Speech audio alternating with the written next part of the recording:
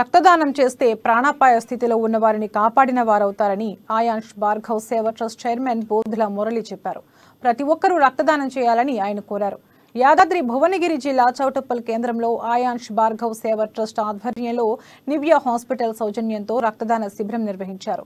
ఈ కార్యక్రమంలో ముఖ్య అతిథిగా చౌటుప్పల్ పోలీస్ ఇన్స్పెక్టర్ మల్లికార్జున్ రెడ్డి పాల్గొన్నారు. ఆయాన్స్ భార్గవ్ సేవ ట్రస్ట్ స్థాపించిన 4 నెలల్లోనే 75 అన్నదానాలు, 90 మందికి స్వచ్ఛందంగా రక్తదానం చేసినట్లు మురళి వివరించారు. ఈ రోజు డాక్టర్ బిఆర్ అంబేద్కర్ గారి వర్ధంతి సందర్భంగా చౌటుప్పల్లో రక్తదాన శిబిరం ఏర్పాటు చేయడం జరిగింది. ఆయాన్స్ భార్గవ్ సేవ ట్రస్ట్ తరఫున సహకరించిన వారు నివ్య హాస్పిటల్ యాజమాన్యం, అలాగే ఫ్రెండ్స్ తరఫున ఈ కార్యక్రమాన్ని ఇంత ఘనంగా నిర్వహించగలిగాను. దీంట్లో 150 మంది దాకా పాల్గొనడం జరిగింది. స్వచ్ఛందంగా 90 మంది రక్తదానం చేశారు. నిజంగా చాలా సంతోషంగా ఉంది. ఈ 90 మందిలో ఒక 30 మంది మొదటిసారి రక్తదానం.